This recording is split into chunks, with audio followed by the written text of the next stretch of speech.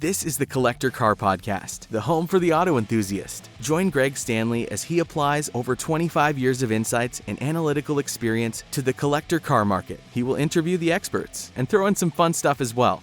Welcome to the Collector Car Podcast. Hey, before we get started, I wanted to let you know that if you need any assistance on buying or selling or consigning a collector car, I am actually offering free consultation services just for you. So it's just a phone call. I can give you some insights as far as what's the best way to sell your car, whether it's an auction house, in person, online, private sale, or other amazing, incredible ideas.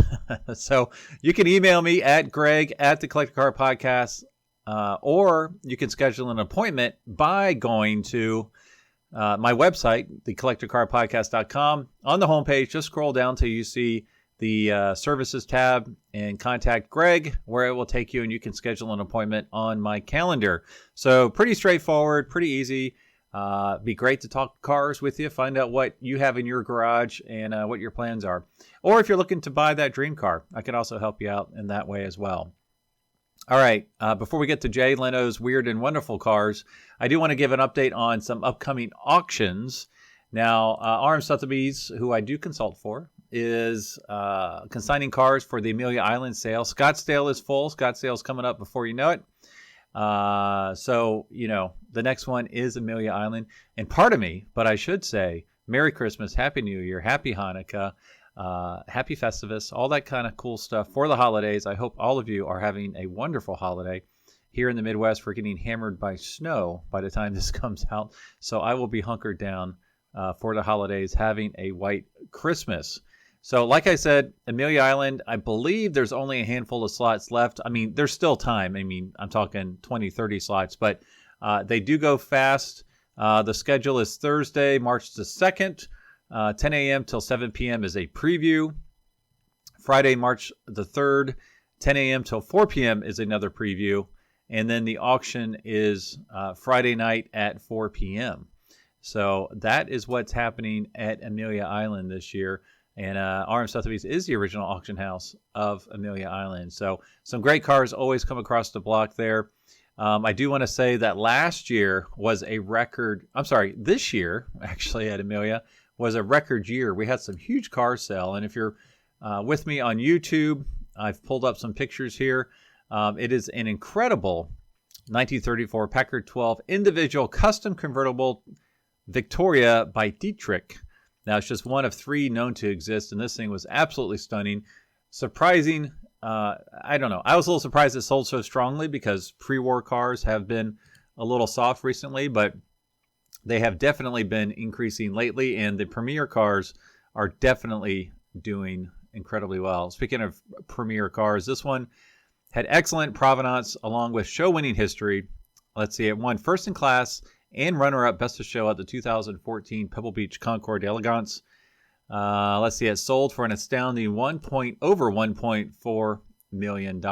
Now, the next one that hit the block, this one was really crazy if you were in the room at Amelia Island, was this 1930 Duesenberg. So this is let's see here, Duesenberg Model J convertible sedan by Murphy.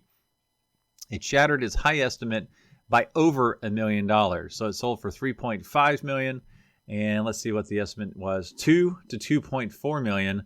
And it sold for $3.5. This one just kept on going when we were in the room there. It was very exciting to see two folks really go after it. And to go $1 million over high estimate is truly a rare and special event. So another thing that's coming up, and I just mentioned this for our international listeners here, well, in U.S. as well. We are actually celebrating 100 years at Le Mans by having an auction at Le Mans. So let's see.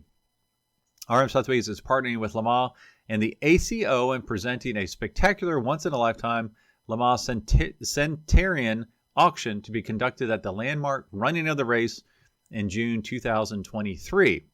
And what promises to be the most significant sale of sports competition cars ever offered and taking place on track during the Centenary weekend, the live auction will feature 24 sports racing cars, all of which will boast significant race history at the 24 Hours of Le Mans.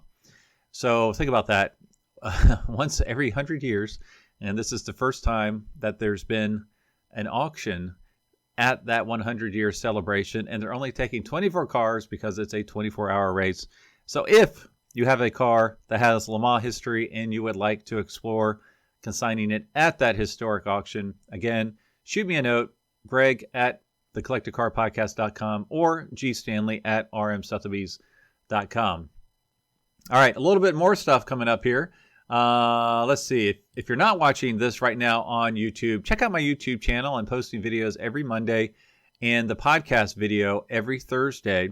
And I'm going to stream a new live streaming a new game show called Guess the Hammer.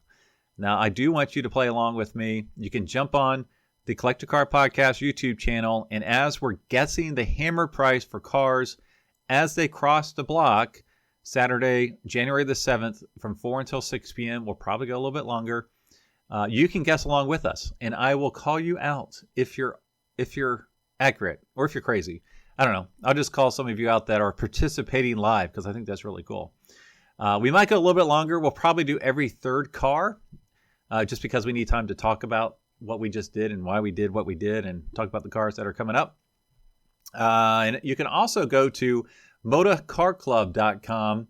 That is where we will be having the live event, and we're still working out the details and everything. So if you're in the tri-state area and you want to come up and go to this live streaming event in person, go to the Moda Car Club just north of Cincinnati in the Blue Ash area. So I'm very much looking forward to that. I hope to do one a quarter.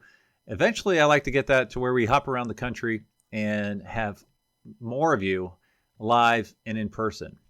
All right, so now we're going to pop over to the weird and wonderful cars from Jay Leno's collection. Y'all know I'm a big Jay Leno fan. Met him a couple weeks ago in Las Vegas, right before he had his big fire, which was not apparently a Stanley steamer. It was either a white steam car or Doble. I can't remember which. I want to say it was a white steam car. He was interviewed by Hoda on NBC, and he looked great.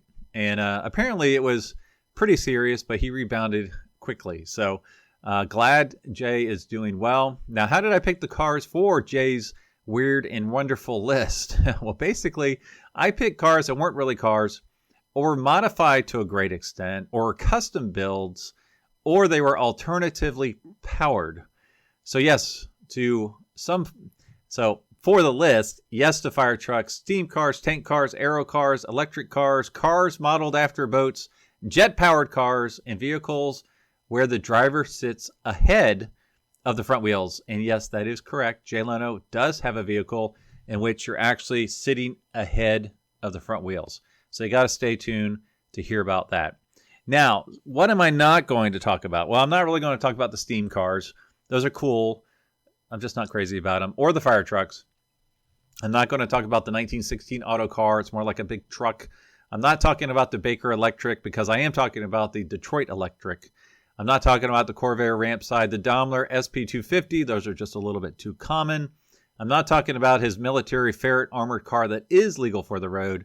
I'm not talking about the GMC Cyclone. Again, a little bit too common. His Jensen CV8, his Morgan Hot Rod. I'm not a huge hot rod guy.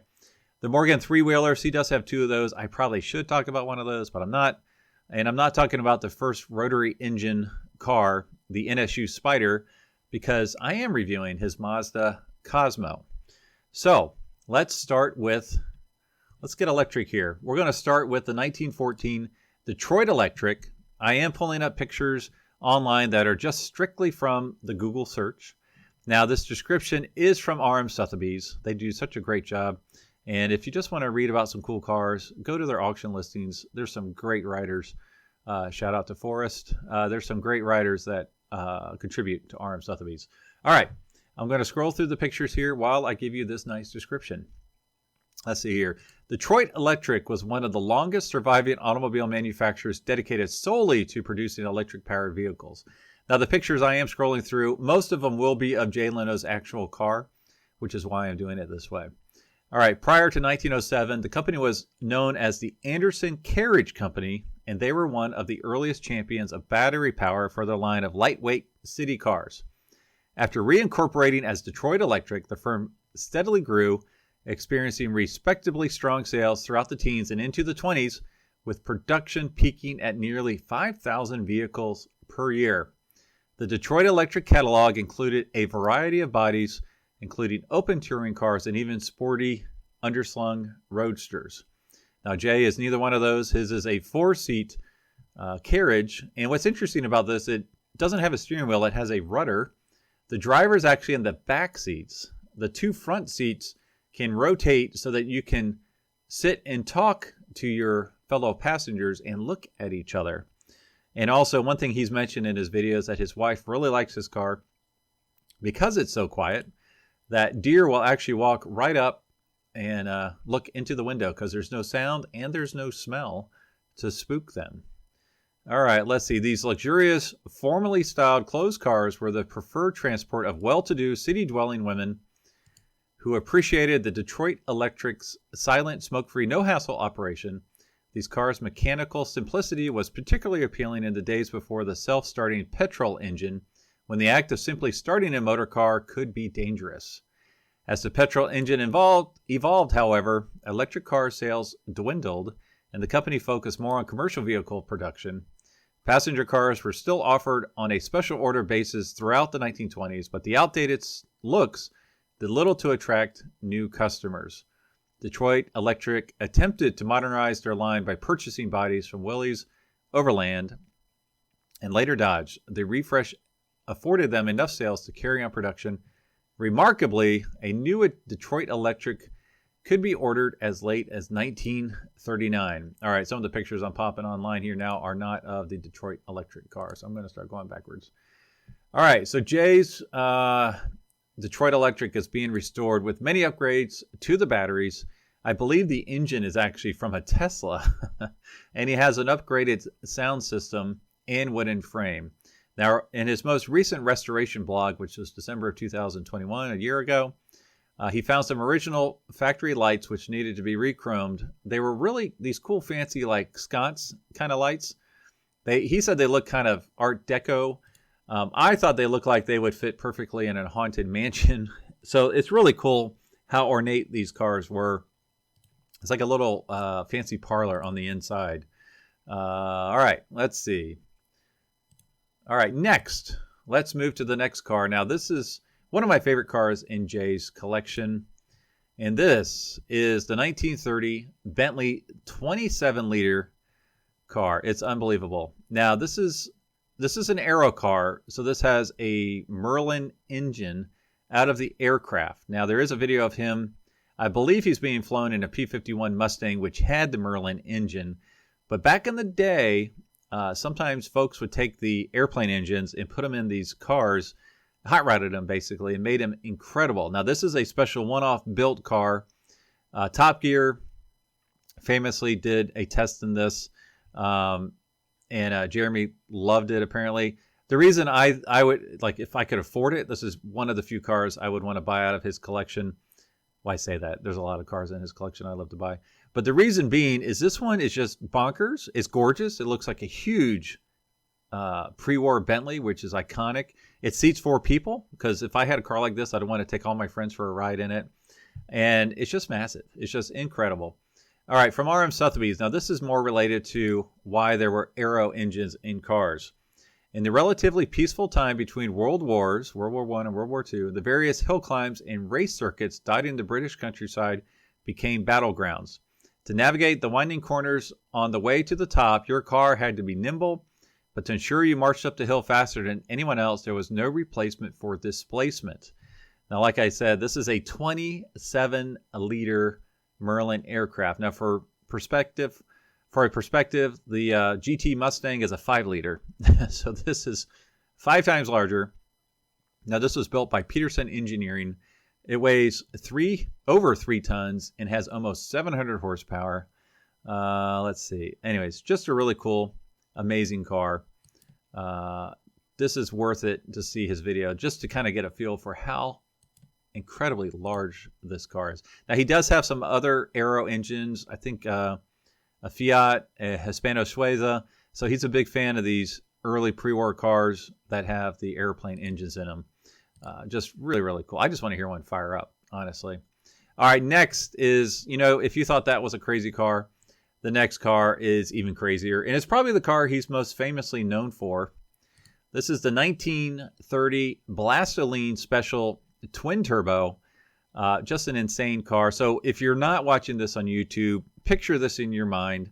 Picture a 1932 hot rod that's been totally stretched 3 times as long. Make it bigger. Put in like a boat tail in the back and stretch out the front wheels. And the wheels are actually from an 18-wheeler. That's how big this thing is. And it has, I think it's a 12 or 16 cylinder. I think it's 12 cylinder tank engine. So this is known as his tank car. Now this was special made as well years ago. And I think it made the show circuit like SEMA, different shows like that. And he just fell in love with the car. It wasn't drivable at the time that he bought it. Now, if you Google it, you'll see an old My Classic Car video with Dennis Gage. Love that show. Love Dennis. I don't know if he's around still. I haven't seen him lately. Great show. What's fun about that is it's pretty early on for when he had this Blastolene. And you can see in his garage, his warehouse garage, how much has evolved over the years. Like the painted floor is all chipped paint, and some of the cars in the background are under restoration that are well-known cars today that have been since restored. So it's pretty cool to watch that. So this thing is just incredibly insane. I forget the horsepower, but it's absolutely nuts. Really, really cool car. Arnold Schwarzenegger apparently really wanted to buy this from him. Of course, that's another car I love to drive. Having my own collection because it's so bonkers. All right, next in the weird and wonderful cars of Jay Leno is his 1963 Chrysler Turbine. Now, this is from Car and Driver, and the pictures I have on the screen are also from Car and Driver. I believe it's from the actual article I'm quoting here. The old Chrysler Corporation was going to build cars with gas turbine engines just as soon as, well, pretty damn soon. What started out in the minds of a few engineers, stimulated by World War II inventiveness as a brainstorm that just might work, became a drive-it-around prototype in October of 1953, so 10 years earlier. Chrysler began testing a stock-modified 1954 Plymouth powered by a turbine. As the decade went by, more and more turbine prototypes whirled out of the Chrysler engineering department and onto the streets of America, where they were captured on film and pictured in every newspaper, mechanics magazine, and car book in the country. General Motors and Ford had turbines too, but Chrysler seemed to be out front, closest to the day when we'd all be whirling around in jet-age cars, devoid of cooling systems, mufflers, pistons, valves, carburetors, and need for gasoline. They'd run on kerosene or diesel fuel or even vodka if you were into party tricks. Anyway, so pretty cool. It's my understanding. All right, let's see. The first 50-car run of identical shimmering bronze Ghia body glamour cars. Let's see. So they made approximately 50. I want to say Jay has the only one that's in private hands at this point.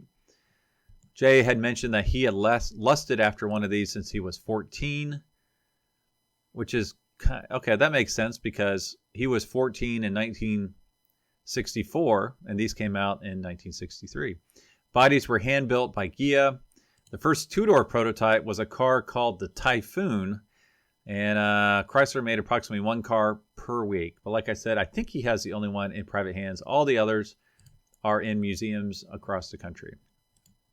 All right, next from the weird and wonderful cars of Jay Leno is the 1916 Crane Simplex Model 5 Holbrook Skiff. Now, this is a beautiful pre-war car. On first glance, it looks like a lot of other pre-war cars of the era. But when you start looking at it a little more closely, it is bonkers. So this particular car, the exact car in Jay Leno's collection, was built for the 1916 New York Auto Show with yacht-inspired design, including a door in the middle rather than beside passengers and a propeller in back. Let's see, soon purchased at the San Francisco Auto Show and now owned by Jay Leno. So this was a part of the Hera collection and was restored by Hera. Apparently Jay has since restored it.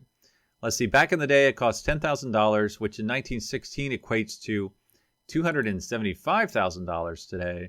Has a 568 cubic inch engine with 110 horsepower, which is a lot for 1916. It has a lot of mahogany antique woodwork in the interior. So a lot of yacht kind of themes. The windshield is straight up and down like the boats of the era. Let's see. You enter from the side, which you can see in this picture here that I have shown. And then it has a little porthole and some cool little styling touches that would have been on a boat of the era, not on cars of the era. All right, next. This is our 6th car out of our top 10 is Jay Leno's 2006 GM EcoJet. All right, now this is the car he had totally custom built. This is from Motor Authority. The idea for the EcoJet first came about from talks between Leno and his chief mechanic, Bernard, and it soon became a concept sketched out on a couple of napkins. Soon, GM's head designer, Ed Welburn, was called upon and more professional sketches were completed. Design elements came from jet aircraft and F1 race cars, and there's even a hint of Cadillac in it, especially the headlights. Riding on the chassis of a Chevrolet Corvette Z06 modified with aluminum and magnesium structural components, the EcoJet is powered by a 650 horsepower Honeywell LT101 turbine engine that runs on biodiesel fuel or JP4 jet fuel and produces 400 pound-feet of torque. The body is composed of carbon fiber and Kevlar and can comfortably seat two. You know, this is one of those cars, I would say it's a handsome car. I wouldn't say it's an attractive car. You can call someone handsome and they're still not attractive, right? Yeah. I get that all the time. Let's see. But, you know, it's totally custom built. Really, really cool. In this particular picture online, he has it parked next to the Chrysler Turbine, which makes total sense. He also has, I don't remember the name of it, but he has a jet engine powered motorcycle. It's a helicopter. They say jet engine, but it's a helicopter turbine engine. And that thing's pretty crazy to hear that sucker power out. So it is a very cool car. Obviously one off, the only one ever made. It's amazing that he was able to build it with GM. All right, our next car, number 7 on the list, is a 1967 Mazda Cosmo 110S. Again, this description is coming from RM Sotheby's. We had one of these at the Elkhart collection 2 years ago, right when people were coming out of COVID, and that whole auction went nuts. And I sat in one, or I tried to sit in one of these. I had a tough time even getting in. I'm just 6 feet tall, but it just tells you how tight these cars are. And there is a picture of Jay here in a second. It is right-hand drive because it is a JDM car. Right-hand drive, you'll see how tight he is in this sucker. So can't be comfortable, but it's a cool-looking little car.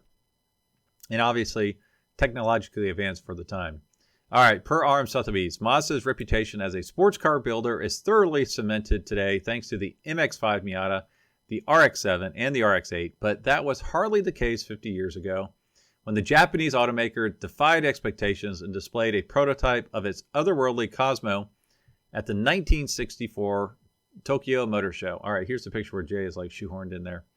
Showgoers were undoubtedly wowed by the Cosmo's space race-inspired shape, but those who paid close attention found a highly innovative twin-rotor engine under its bonnet. It does look like a car that would have been on the Jetsons. Like it could almost, like, just, you know, the tires and wheels just curve underneath it and it takes off.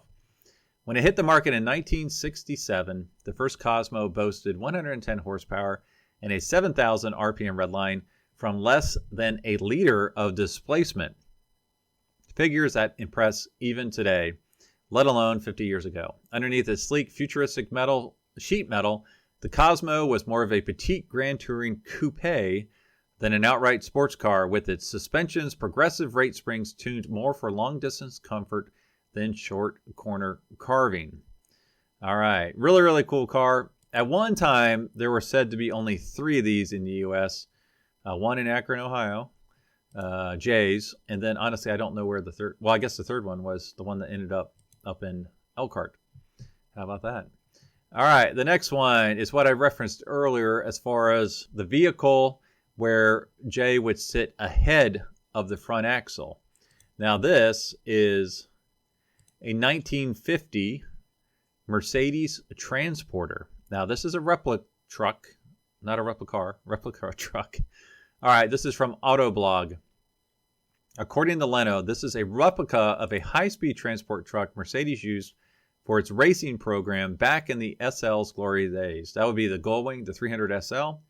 In the picture we have online right now, Jay Leno's unrestored 300 SL Gullwing is on the back of it, which is quite incredible to see. All right, let's see. The original would do 108 miles per hour, which is kind of amazing for a vehicle of this size and layout. And remember, it carried that speed with a race car on its back, allowing the mechanics to take the car back to the factory for service quickly. The key to this frankly blistering speed was the original truck's engine, a 3-liter straight six from the 300 SL. Leno's example is a little bit different. See, Mercedes crushed the original transport truck in 1967. After realizing the error of its ways, Mercedes-Benz built an exacting replica of the truck at a cost of around $2 million, and you can see that car in the company's museum. Leno's particular truck isn't a Mercedes authorized copy, but was the creation of a Swede. Leno took the bodywork and made it roadworthy so he can use it as a transport, which, was why Mercedes built its version in the first place. Jay's changes included adding a hood to access the AC he fitted in a cargo compartment for tools and cables, and it's not powered by an SL engine because that would be crazy expensive, according to Leno.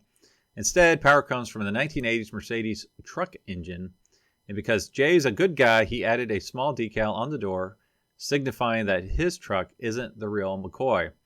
But the best part of his video is Leno's demonstrating of what it's like to drive. He said it is a really weird feeling because the way you turn around a corner with the wheels behind you, you really have to kind of plan for it and get ready for it. All right, the next one, number 9. This is his 1966 Oldsmobile Toronado. Now, I think Tornadoes are pretty cool. One of the first mass-produced front-wheel drive cars. But Jay took his to the next level. Now, this is from Car and Driver Archives. So this is an article from when they first came out. And this is for the factory correct one, not Jay's. Let's see. You can count on the car to understeer, but the degree of understeer varies widely with the power application. Once set up in a corner, more power causes the path to straighten so that the car wants to fall off the road on the outside of the turn because of the big 425 cubic inch engine on top of the front wheel drive. Let's see, releasing the accelerator pedal does just the reverse. The Toronado dives in toward the inside with alarming quickness. We think the giant 400 horsepower, 2.5 ton Mini is a gas, but have some reservations about recommending it to citizens with cardiac conditions. I don't know why they called it a Mini. All right. A rule to remember, tire squeal from the overworked front tires is a vocal warning with an ample safety factor. If you always drive below the tire squeal point, you'll be as safe as a cow in India. All right. So Jay fixed all those types of issues. This is from goldeagle.com. Let's see. Jay Leno's Toronado originally came with a front bench seat, but it was removed to fit a driveline tunnel, which is used for the chassis torque tube. A pair of black leather bucket seats were added. A lot of stuff was done. Center console was placed between the seats, extra instrument gauges, revamped the trunk, custom fuel cell.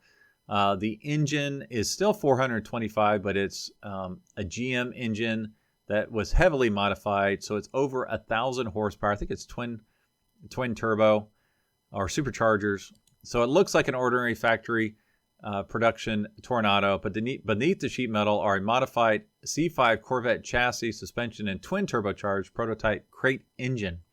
So basically, the only thing that is stock on this thing is probably the sheet metal. Everything else, and glass, everything else has been massaged and changed. Even the wheels look like factory wheels, but they look like the factory hubcaps, but they're actually aluminum billet wheels that were custom made. Really, really cool. That is weird, and it's wonderful. All right, so the last car I want to talk about today is his 1916 Owen Magnetic. Now, this falls in the alternative power category. Pretty cool car. Now, this is from Motor Biscuit. When the first cars hit the road, it wasn't certain that internal combustion engines would be the way forward. So in addition to gasoline-powered cars, some cars ran on steam and some ran on electricity. But then, as now, electric cars had a problem: the lack of charging stations, Hagerty explains. So it must have been quoting a Hagerty article. The Owen Magnetic tried to address that. This is very interesting. I can't quite wrap my brain around all the technical aspects of it, but if you watch the video, Jay actually has like a chart that shows kind of how it works. I watched it like 3 times, and I still really didn't get it. All right. The Owen Magnetic is the creation of one Justus B. Ince, an electrical engineer once employed by Thomas Edison. Let's see. Ince's prototype appeared in 1898, but a production version didn't come until 1907, the Edison Tech Center reports. At the time, Ince was employed by the Electric Vehicle Company, which came under new ownership and stopped making EVs in 1909. He tried to sell the patents elsewhere, but got into a scuffle over royalty payments. It wasn't until Ince went into business with Raymond Owen that the first Owen Magnetic appeared in 1914. Like modern hybrids, the Owen Magnetic has an internal combustion engine and an electric motor. However, this antique hybrid car works differently than most modern ones. The 75 horsepower, 6.1 liter, that's pretty big, inline 6-cylinder engine under the hood doesn't drive the rear wheels directly per popular mechanics. Instead, rather than a drive shaft, the engine turns flywheel in an iron housing. This flywheel, which is essentially a magnet, has several wire coils arranged around it. And when it spins, it creates a magnetic current within the coils, AutoWeek explains. This creates electricity for the electric motor that actually turns the rear wheels. So if that all made sense, good for you, because that was a lot. All right, that is it for this episode. As a reminder, you can get your free collector car consultation by emailing me at greg@thecollectorcarpodcast or gstanley@rmsothebees.com. And you can schedule a call with me if you like at thecollectorcarpodcast.com. Just hit the contact button, look at the calendar, select the date. If I change it on you, I do apologize. Sometimes it's hard to keep 3 calendars aligned, but we will have a nice little conversation. So as always, thanks for listening, watching, liking, and sharing, and I will talk to all of you next week. Thanks for listening to the Collector Car Podcast. Don't forget to give us a nice rating on iTunes and be sure to follow us on Instagram and everywhere else at the Collector Car Podcast.